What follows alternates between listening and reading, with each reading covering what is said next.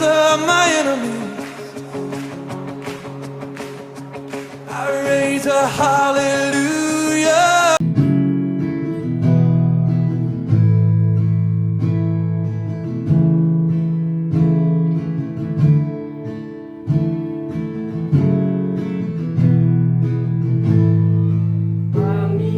Panginoon, ang nais ko, kagandahan mo'y pagmasdan, pag-ibig mo sa aking tugon, kailan may di pababayaan, sa iyo lamang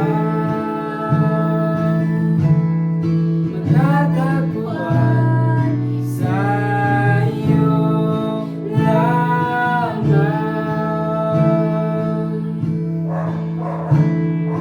mananatili sa iyong piling at sasambahin ka sa dakuling, mananatili sa iyong piling, di masumpungan ka sa dakuling.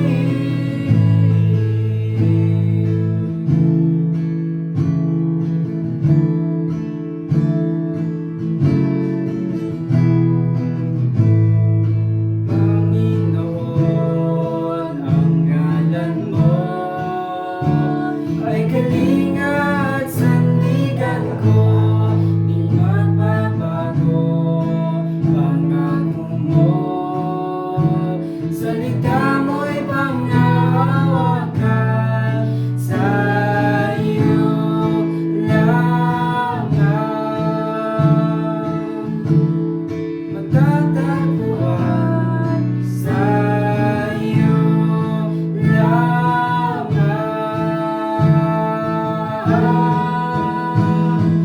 mananatili sa iyong piling at sasambahin ka sa dakuling, mananatili sa iyong piling, di masumpungan ka sa dakuling, mananatili sa iyong piling, sasambahin ka sa dakuling, mananatili sa iyong piling, masumpungan ka sa dakuling.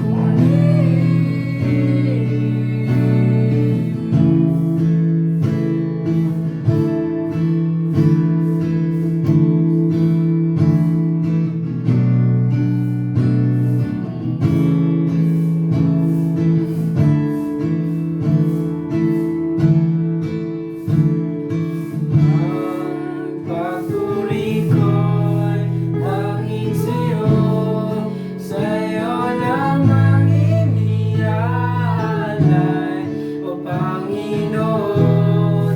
Ang puso ko'y sa'yo magpakailanman, ang pagpuri ko'y tanging sa'yo, sa'yo lamang iniaalay, O Panginoon.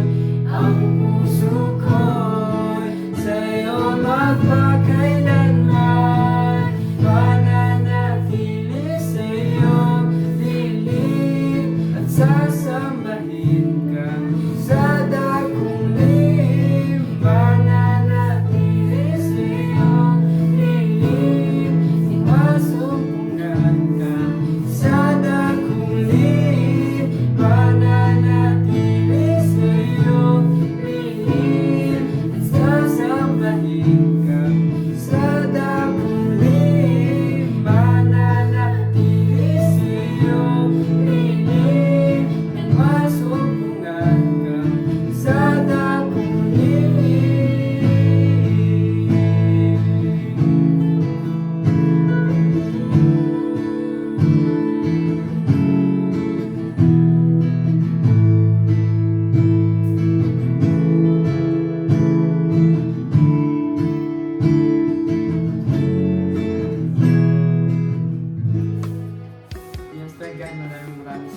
Lord God, sa umaga natin, Lord God, na makakapag-Sunday online worship po kami muli sa inyo, Lord God.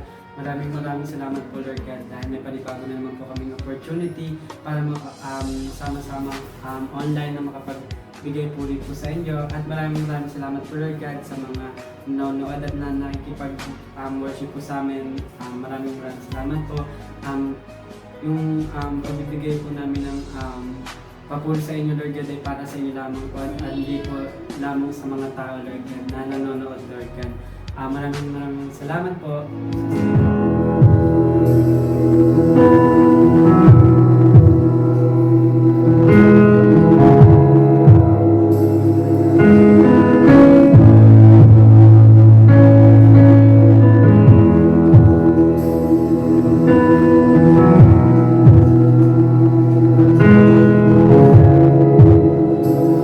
You are here, moving in the midst. I worship you.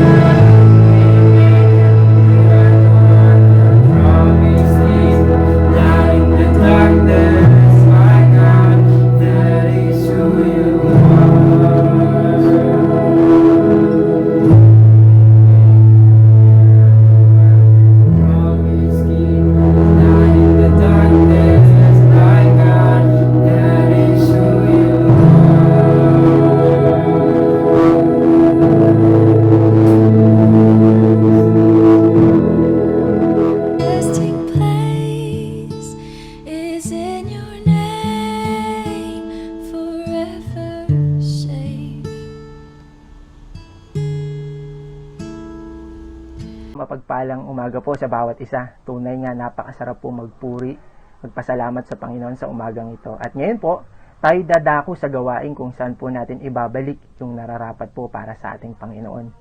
Samahan niyo po akong basahin ng Matthew chapter 6 verse 21. Sabi po ron, sapagkat kung saan naroroon ang iyong kayamanan, naroroon din ang iyong puso. Kung babasahin po natin yung verse 19 and 20, ini-encourage po tayo ng Panginoong Hesus na mag-invest po tayo sa langit. Sapagkat doon, wala pong anay na mapanira, kalawang o magnanakaw. Ngayon po, paano natin gagawin yon? Sabi po dun sa verse 21, kung babasahin po natin, nabanggit po dun yung kayamanan. No? Kung literal po, ang kayamanan natin ay yung mga pagmay-ari natin. Yun po yung mga bagay na nasisira, kinakalawang, at nananakaw. Ngayon po, as a Christian, sino po ba yung kayamanan natin? Di ba po ang Panginoong Hesukristo? At nabanggit din po doon na kung nasaan ang ating kayamanan, nandoon din po ang ating puso. Ang tanong po as a Christian, nasaan po ba yung ating puso? Di ba po? Kung ang puso po natin ay nasa Panginoong Hesukristo, susundin po natin ang lahat ng kanyang katuruan. Lalo na po sa tithes and offering. Kung titignan po natin, nakaka-bless po yung lahat ng pagpapala at lahat ng ginawa ng Panginoon sa atin, sa bawat isa. Ibabalik lang po natin yung 10% para sa Kanya. At gagamitin po ito ng Panginoon through GOP Church na mas lalo pa pong maabot yung mga taong hindi pa nakakakilala sa Kanya. Tunay nga na napakabuti po ng Diyos sa ating pong buhay. Kaya po ngayon, panghawakan po natin yung ating pong tithes and offering at ipanalangin po natin to sa Panginoon. Lord, salamat Panginoon sa umagang ito.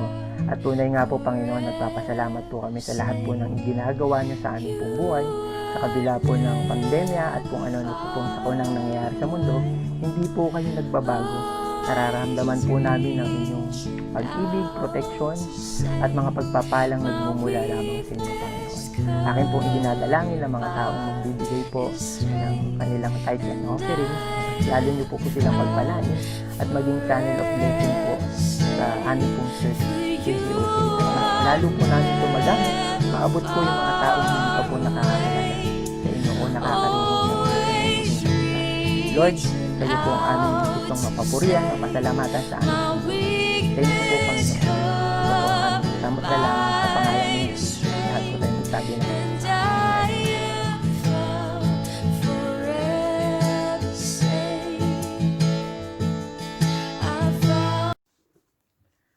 Grace and peace to each and every one of us. Binabati ko kayo ng isang mapagpalang araw. Ang dalangin ko sa bawat isa na kayo ay nasa maayos na kalagayan at maayos ang inyong kalusugan.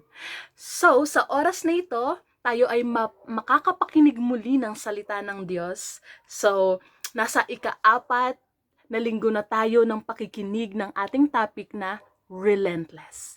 So, quick review, ang una nating napakinggan noong week 1 ay relentless hope. So, week 2, relentless commitment.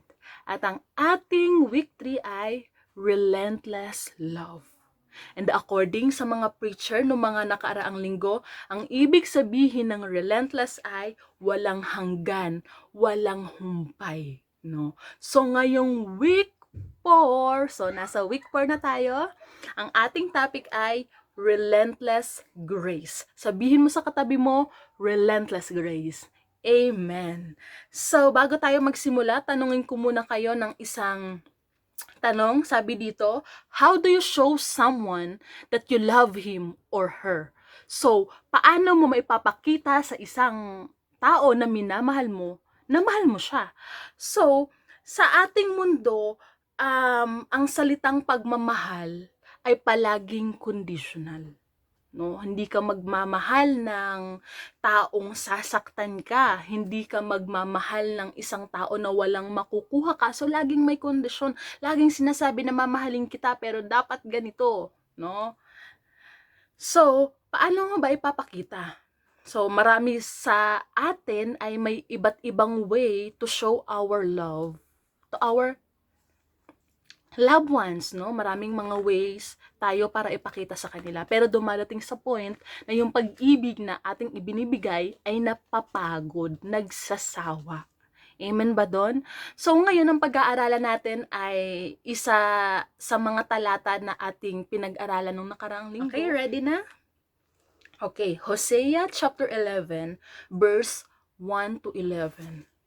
I will read it in Tagalog. Nang bata pa ang Israel, siya ay aking minahal. Wow!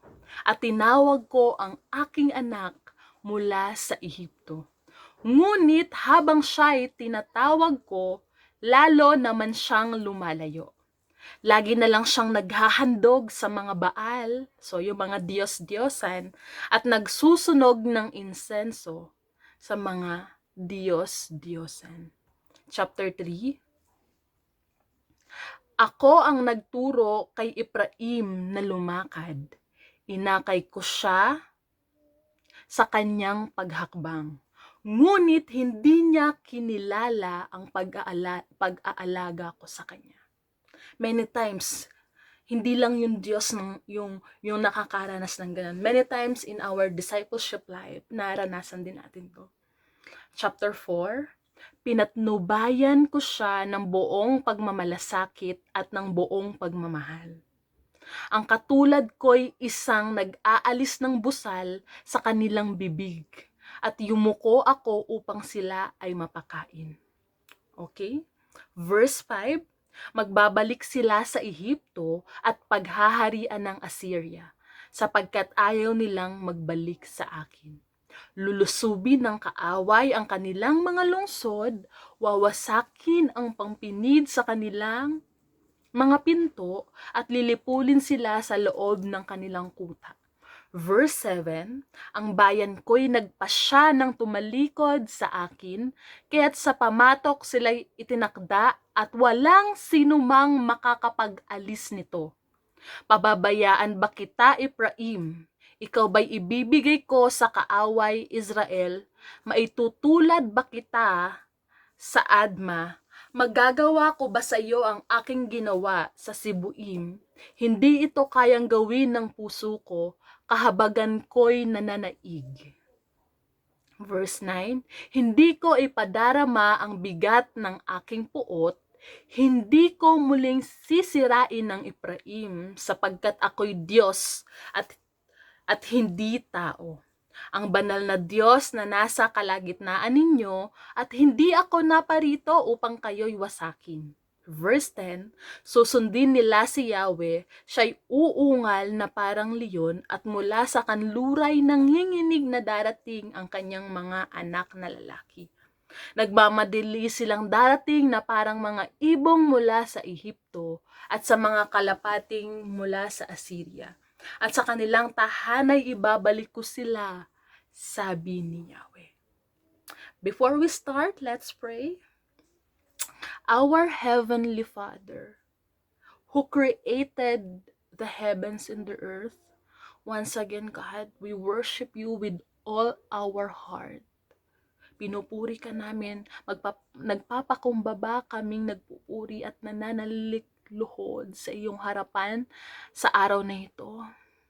Dalangin ko, Panginoon, sa aming pakikinig ng online service, God, patuloy na kumilos ang salita mo sa puso ng mga tao na makikinig nito. Dalangin ko, God, na maging double-edged sword, Panginoon, na humihiwa sa aming mga puso upang ito ay magkaroon ng malaking impact, God. I pray, God, na sa pamamagitan ng pakikinig na to, magkaroon ng transformation, magkaroon ng breakthrough, God, sa mga taong nakikinig nito. And sa oras na ito, God, I want to give it to you. I-bless mo po ang oras ng aming pakikinig, Panginoon. Bigyan mo po kami, Panginoon, ng understanding, ng wisdom na nagmumula sa iyo. And even me, God, and even the connection that we have right now. Bless this, God, upang hindi mas makakilos yung kaaway na hindi namin maintindihan ang aming pinapakinggan, Panginoon. Bless every one of us. To you, the highest praise, the highest adoration. In Jesus' name. Amen. Amen. So, So sa pag-uusapan natin ngayon, nakita natin sa ating verse na kung makikita natin sa book na yan, alam natin kung ano ang naging buhay ni Hosea. No? Maraming sakit, maraming pasakit ang kanyang dinanas. But then, kung pag-aaralan natin yung pagmamahal ni Hosea sa kanyang wife na adulterous, no? Ito ay nagpapakita kung gaano kamahal ng Diyos ang bayang Israel. And we can apply that to our time right now. Makikita natin na kahit gaano katigas ang ulo natin, kahit gaano tayo tumatalikod sa Diyos, patuloy niyang pinapakita ang kanyang pagmamahal at katapatan sa atin. So many times, no, lumalayo tayo many times. Tinutulak natin ng Diyos papalayo sa atin. And marami tayong nararanasan. At iniisip natin na hindi tayo karapat-dapat sa Diyos. But this time, ipapakita natin, ano ba yung relentless grace ng God?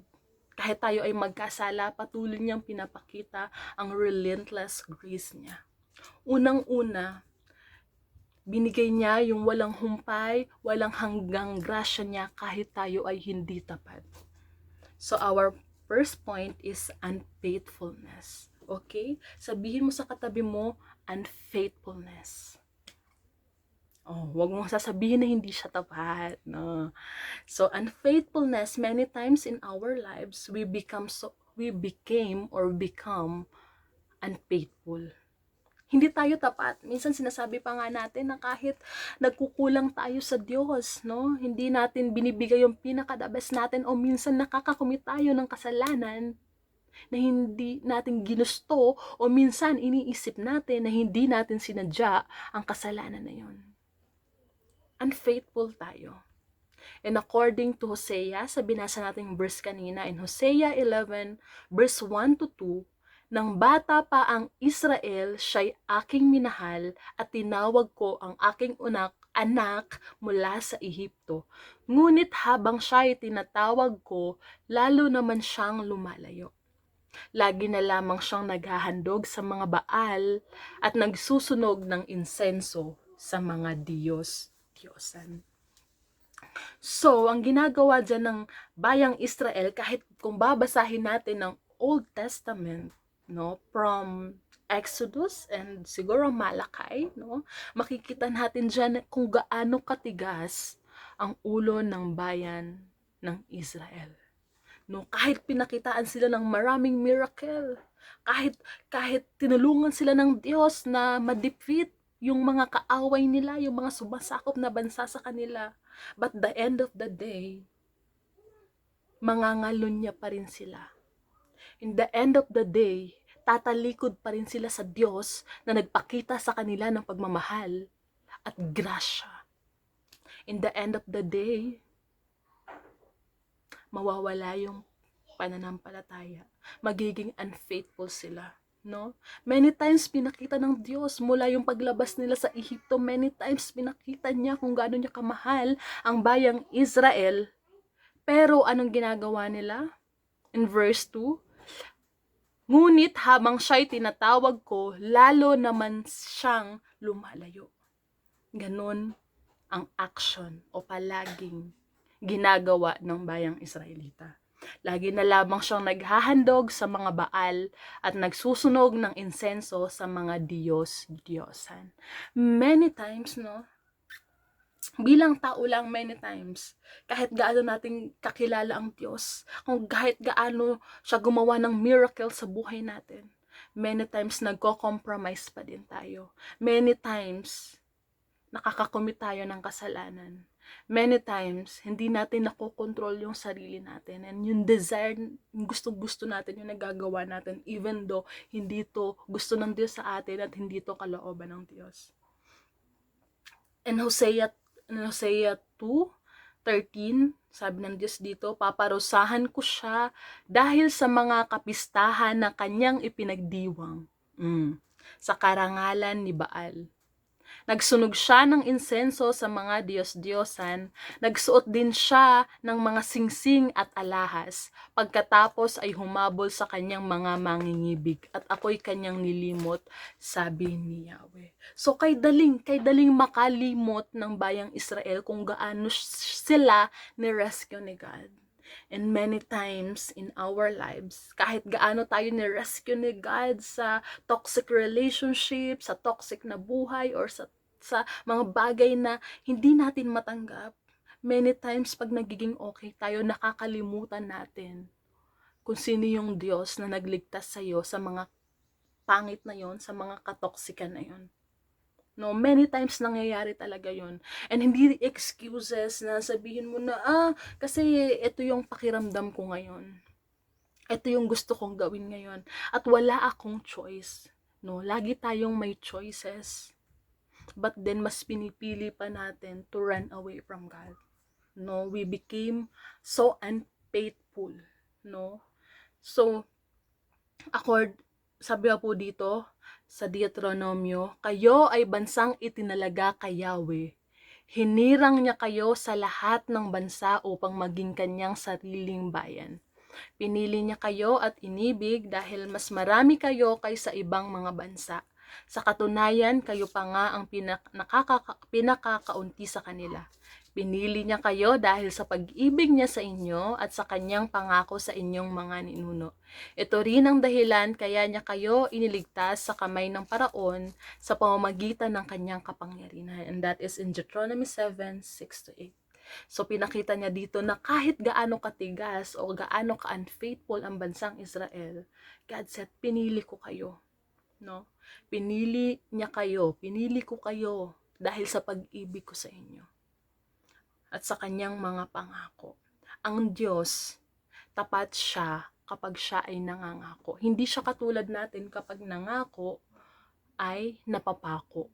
So siya, pag nangako siya sa'yo, gagawin niya ang mga bagay na yun. No? Hindi niya kailangan magsinungaling sa'yo. Hindi niya kailangan gawin o hindi gawin yung mga pangako na yun.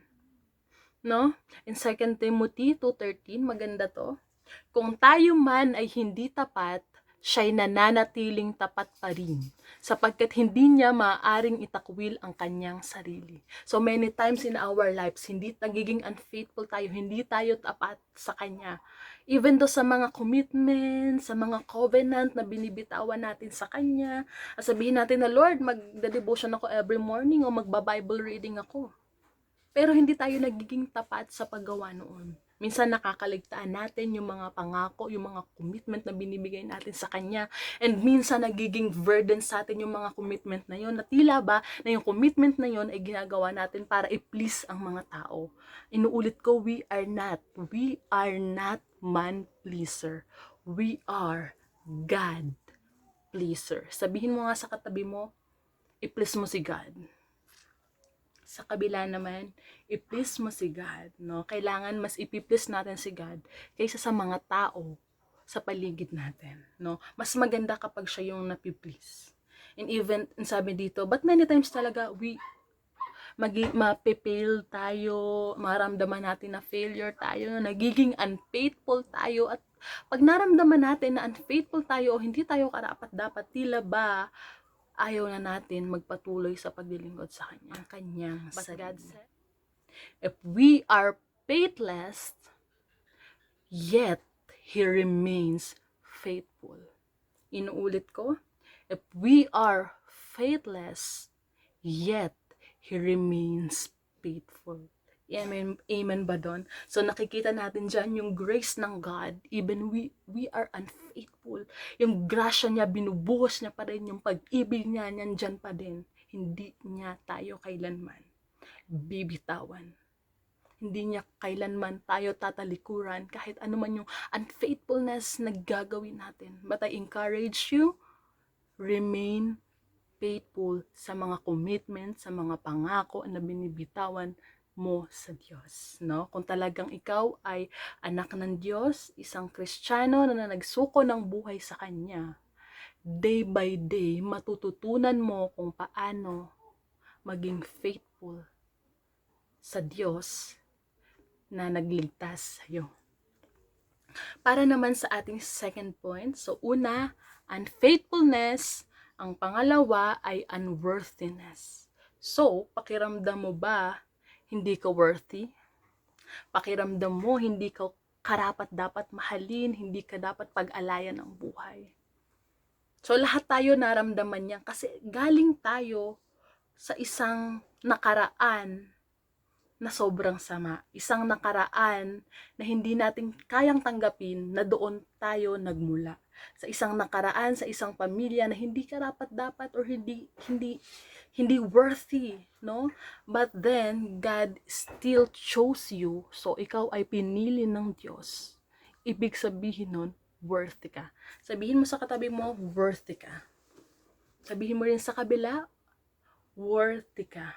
No? Worthy tayong lahat. Pinili tayo ng Diyos dahil worthy tayo. And in Hosea 11:3-4, ako ang nagturo kay Ephraim na lumakad, inakay ko siya sa kanyang paghakbang, ngunit hindi niya kinilala ang pag-aalaga ko sa kanya. Pinatnubayan ko siya ng buong pagmamalasakit at ng buong pagmamahal. Ang katulad ko'y isang nag-aalis ng busal sa kanilang bibig at yumuko ako upang sila ay makapakain. Ang bayang Israel, sa kabila ng kanilang unworthiness, pinili at pinipili pa rin sila ng Diyos. At sa kabila ng unworthiness ko, sa kabila ng unworthiness mo, pinipili at patuloy kang pipiliin ng Diyos. Hindi excuse na hindi ka nakapag-aral, na isa ka lang mababa, na mababa lang yung posisyon mo sa lipunan. So, hindi pumipili yung Diyos base sa ranking mo. Hindi pumipili ang Diyos base sa estado mo. No? Pinili ka ng Diyos dahil karapat-dapat ka. And alam ng Diyos yung bayang Israel dahil ang Diyos sovereign siya. Alam niya na magkakasala ang Israel. Alam niya na ganito yung pipiliin ng bayang Israel, but still He poured out His love. He poured out His grace sa bayang Israel. And even as right now, nararanasan natin yung pagbuhos ng grasya ng Diyos sa kabila ng ating mga kapalpakan, sa kabila ng ating mga hindi magagandang nakaraan, sa kabila ng mga pagtalikod na minsan ay nagagawa natin, sa kabila ng hindi natin pagtupad sa mga pangako natin. God, His grace always remain. Nandyan lang ang grasya niya. Hindi mawawala, hindi mauubos. And that is praise God. Hallelujah. And sabi po dito, God had consistently provided for His people. No, nararanasan natin yun. In the midst of this pandemic, He consistently provided lahat ng pangailangan natin, lahat ng bills, food. So, lahat, no, yung mga kailangan ng umalis or ng transportation, God still provided that. No, sabi pa dito, God had consistently provided for His people, but they refused to see what He had done. And they showed no interest thanking Him. Thanking Him. O magpasalamat sa Kanya. Sometimes, binubuhos na ng Diyos yung provision, binubuhos na ng Diyos yung grace niya, lahat sa atin, but then, sometimes nakakalimutan nating magpasalamat sa Kanya. At minsan nagtatanong pa tayo, ito lang ba? Diba? Ito lang ba yung binigay sa akin ng Diyos? Ito lang ba? Ganito na lang ba tayo? Or ito ba yung kalooban ng Diyos sa buhay natin? Instead na magreklamo tayo, bakit hindi natin siya pasalamatan? No, magpasalamat tayo that we are still alive, no, malakas, no, at kumakain pa kahit papaano. At kahit papaano naman walang nangyayaring hindi maganda sa ating pamilya, and that's a big thing to thank God, no? Lahat ng bagay na ginagawa niya, lagi ko nga sinasabi to, lahat ng bagay na ginagawa niya, pangit man o maganda, karapat dapat siyang pasalamatan. And then Hosea 7:15, bagamat sinanay ko sila at pinalakas, nagbalak pa silang ng masama laban sa akin. And that is sobrang nakaka-heartbroken sa Panginoon. Na binigay niya na lahat, so pinalakas niya, pero meron silang, nagkakaroon pa din sila ng rebellious heart, no? Pero pinili pa rin sila ng Diyos kahit hindi sila karapat-dapat. Pinili at minahal pa rin sila ng Diyos. Pinakita niya pa rin yung unending and relentless grace niya sa bayang Israel at sa atin din syempre. So in Hosea 10:11, ang Ephraim ay parang dumalagang baka na sanay at mahilig sa gawang pag-iig. Ngunit ngayon isisingkaw ko na siya, ang Juda ang dapat humila ng araro at ang Israel naman ang hihila ng suyod. No? Yung bayang Israel, they become self-satisfied. No? Self-satisfied, proud, and had forgotten God's grace. No, talagang sila na lang yung nakakasatisfied sa sarili nila. Kahit anong gusto nilang gawin, basta masarap sa pakiramdam nila o nararanasan nila yung satisfaction, gagawin nila. Kahit ito ay hindi karapat-dapat sa paningin ng Diyos. And many times we commit sin kasi nasasatisfy tayo. Sometimes gumagawa tayo ng isang bagay na hindi kaaya-aya, hindi maganda dahil nasasatisfy tayo at nakakalimutan natin na yung bagay na yon ay ayaw ng Diyos. Let's say for example, nasasatisfy tayo ng bisyo, nasasatisfy tayo ng paninigarilyo, ng pagsusugal, ng pag-inom ng alak, and pag tayo ay nasasatisfy, we feel good, pero hindi iyon karapat-dapat, hindi yung gusto ng Diyos. And sabi dito, proud, no? Sino proud dito? No, may self-pride, ma-pride, no? Yung pride sabon lang yun. No, panlaban sa matinding mancha. Pero alam mo ba, sa simbahan, naiiwasan minsan yung chismisan, naiiwasan ang bisyo, na wawala yung mga hindi kaaya-ayang attitude, pero yung pride, yung pagiging proud, yung pagkainggit, mahirap iwasan, mahirap maalis. Ewan ko ba kung bakit, no? Yung pagkainggit, yung pagkakaroon ng pride, mas magaling ako sa kanya, no? Or hindi umaamin sa kasalanan or nagbe-blame pa ng iba. So, ganun yung nangyayari sa bansang Israelita, and tayo, nararanasan din natin ang magkaroon ng napakataas na pride. Ganto kataas o mas mataas pa. So, sabi pa dito, they forgot and had forgotten God's grace. Kalimutan nila yung grace na binigay sa kanila ng Diyos. And if we become ungrateful, katulad ng mga Israelita, kung tayo ay hindi mapagpasalamat o hindi tayo nagiging grateful, what we are also ignoring is the grace of God. Pag hindi tayo mapagpasalamat, ini-ignore natin yung grace ng Panginoon. No? And let us be reminded that we enjoy yung mga benefits, privilege, yung joy na patuloy nating nararanasan in the midst of this pandemic or ano man yung sitwasyon mo ngayon. So, today is the result of loving action done long ago. So that is 2,000 years, He died for you, He died for me.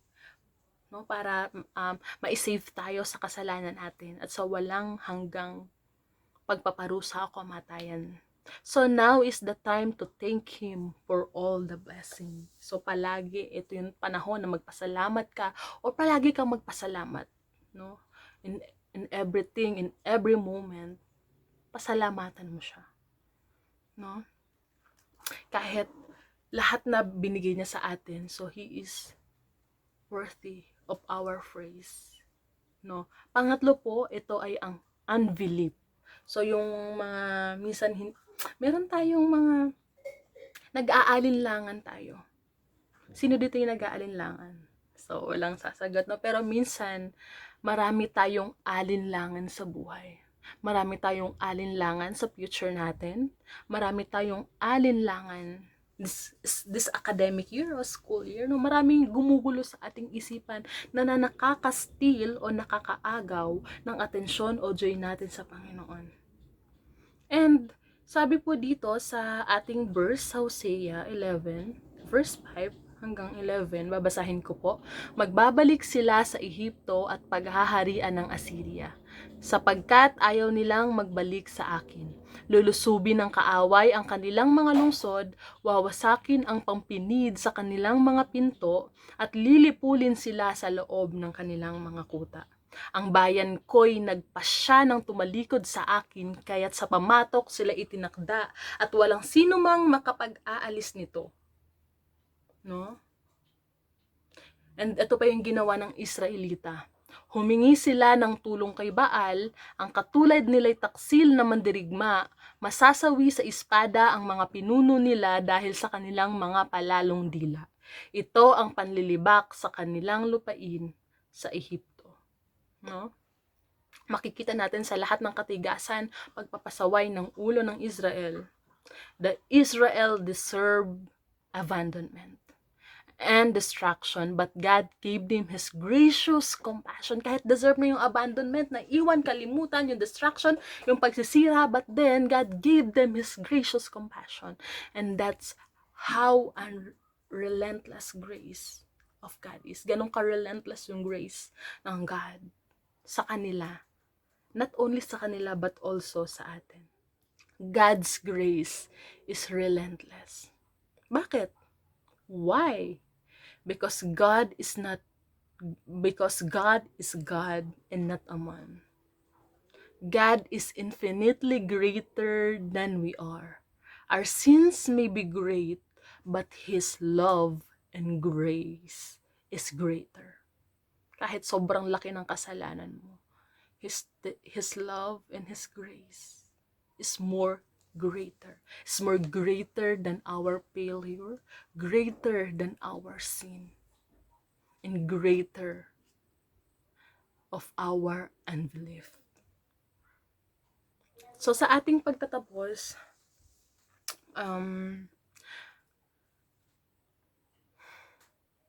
grabe ang grasya ng Diyos.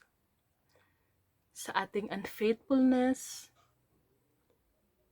sa ating unworthiness, sa ating unbelief, His grace remains relentlessly. At patuloy tayong buong pusong magpasalamat sa Diyos.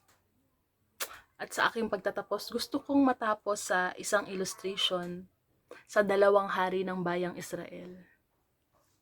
So, kilalang-kilala natin, of course, si King Saul. Alam natin yung nangyari sa kanyang pamumuno. Alam natin yung nangyari sa kanya on how he was chosen by God to be a king. At first, makikita natin na talaga namang siya ay sumunod sa Diyos, no? Meron siyang God wonderful. Meron siyang magandang purpose sa kanya. But then, anong ginawa niya, no? Siya ay kinain ng kanyang kasalanan, kinain ng kanyang pride, no? So kung makikita natin, only one thing can abort God's wonderful purpose for you. And that is the sin of stubborn pride. Isa lang yung makakapag-alis ng purpose ng Diyos o pagkatawag niya sa'yo. Kung ikaw ay merong pride, stubborn pride. No?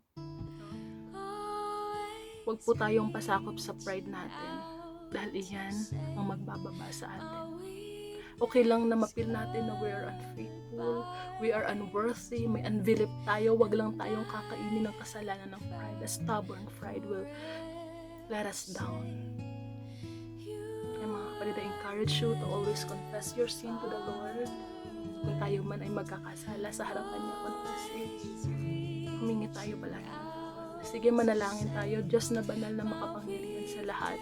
Patuloy mo siyasatin ang aming mga puso. Patuloy mo tingnan ang laman ng mga puso namin ngayon. Kung may mga kasalanan man kami na hindi pa isinusuko sa iyo, I pray God. Right now, God, mai-confess namin sa iyo to, sabihin namin sa iyo to. Lord, yung mga stubborn pride namin, alam mo kung may mga pride. mo sa puso namin na alisin mo ito. Tulungan mo kami na humingi ng totoong kapatawaran sa iyo. At ngayon kung nakikinig ka na hindi mo pa tinatanggap si God, now this is the right time to accept Him as your personal Savior. Follow this prayer. God, sa oras na ito, isinusuko ko ang aking buhay. Alam mo po ang aking pinagdadaanan. Alam mo ang aking mga kasalanan. Ngayong oras na ito, humihingi ako ng kapatawaran sa iyo. Humihingi ako ng relentless grace mo, God. Patawarin mo ako. Kinikilala kita bilang aking Diyos at tagapagligtas. Now let's close this in prayer, God. We praise you and honor you. Salamat po sa patuloy na pagpaalala sa amin on how you love us. Kung paano binigay ang grasya mo sa amin. And we are so thankful, God, sa lahat ng ginagawa mo. Right now, Panginoon, salamat po sa grasya na patuloy na pinapakita kahit kami ngayon. It's still unworthy at sometimes we have this unbelief, God, nag-aalinlangan kami. Tawad doon sa mga bagay. Salamat, Panginoon, sa walang salamat po. We give you honor and praise in Jesus' name. Amen. Salamat po sa pag-ibig. Nawa ang bawat isa ay naman kapayapaan at talaga namang nagkaroon ng refresh ang souls. Salamat po. See you soon. Ingat.